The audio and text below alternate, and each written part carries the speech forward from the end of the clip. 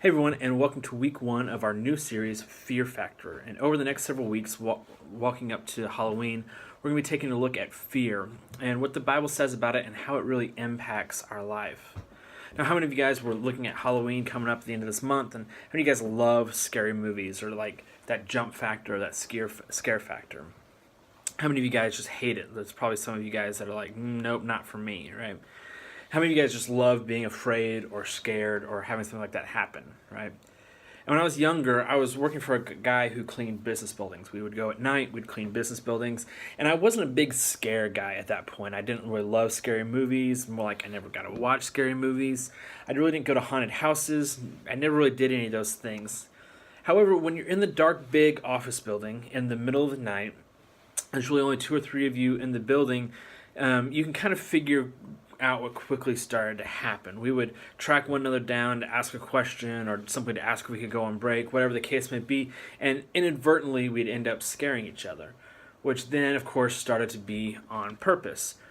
And we would, while working, of course, be keeping track of each other, listening for vacuums and thinking about which other's areas where they were supposed to be at that point, and just to make sure we knew where everybody was all the time, just in case they would try to come up and scare us.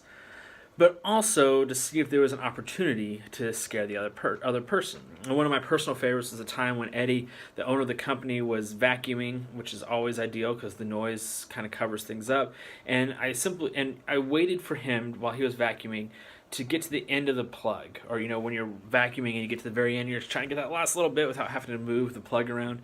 And I knew one place where he did that, and I was waiting intentionally for you to hit the end of that, and I just unplugged the vacuum. I didn't pull it all the way out, just enough to make it turn off and it looked like it was just stretched and make it look like it wasn't done unintentionally. So then I ran around the corner, I waited for him, and he came to plug it back in, and I jumped out and scared him. He jumped, he screamed, we laughed, and then later that night he scared me back, and it oddly wasn't very funny anymore. And so when we talk about fear, and kind of leading up to this Halloween and scary movies and all the TVs and in theaters and haunted houses, there's something about fear that we need to understand. I'm not just talking about fear like that with Eddie, as in jump scares. I'm talking about a deep-seated fear that has an impact on all of our lives as a whole. Because I think a lot of times we don't really talk about or understand how much impact fear has over us. And it really impacts the way we think and ultimately how we act. So because we aren't just talking about fear as in being afraid of something, I want to start with the definition. When we talk about fear, this is what I'm talking about. It's to anticipate or the anticipation of something unpleasant with the feeling of dread or alarm. So that place where we're sitting there like something bad is about to happen. The other definition that's more like our common view is a distressing emotion aroused by impending danger, evil, pain. And I love this part, whether the threat is real or imagined, the feeling or the condition of being felt, whether it's being real or imagined. The problem is we don't talk much about fear. We don't talk about the things that we're really deeply afraid of. We might list things that make us nervous or uncomfortable. Darks, heights, wasps, spiders, snakes, being in front of people. But we really don't talk about the base root of fear and the things that we're really afraid of, or the things that we really anticipate with this unpleasant feeling of dread or alarm, real or imagined, in our lives. And I think it's, in a lot of places, I think I'm confident in saying that most of us, we probably don't really understand what fear really is in our lives and where it's really impacting us. Because as we look at this definition, we find that the root of fear is really a belief in something. Whether it be founded or unfounded, there's a set belief that impacts the way we view the world. And that belief can come from many places. It can come from experiences, it can come from stories, it can come from histories, lies, and ultimately even false narratives. And I'll get to that here in a second. But fear is always founded and centered in the middle of belief. And then most of the time, this belief requires complete buy-in that it be absolutely true.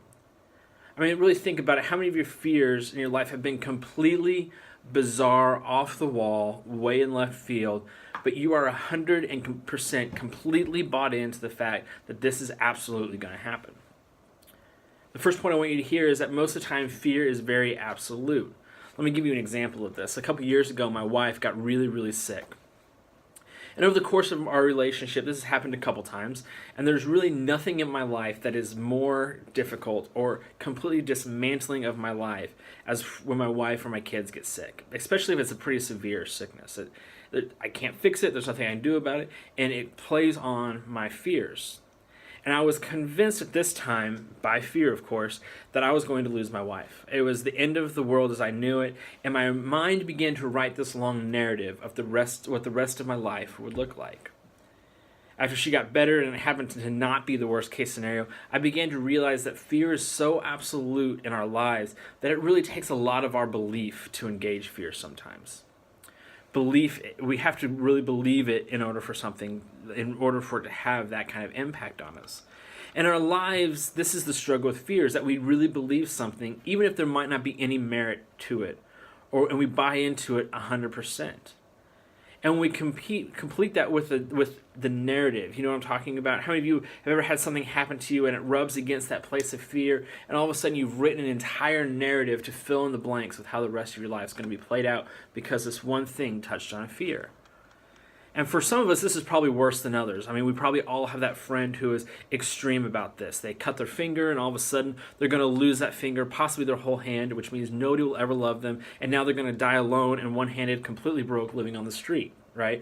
We go to those places when we talk about fear, and we laugh about this sometimes, but this is what fear does to us. It grips us, and it takes complete control. So let me give you just a little bit of truth to go along with this. Fear is one of the oldest emotions in humanity, and it's really the first negative emotion, and it's the very first one that follows the sin of humanity. And this is what I'm talking about. The very first negative emotions that mankind ever felt happened in the Garden of Eden.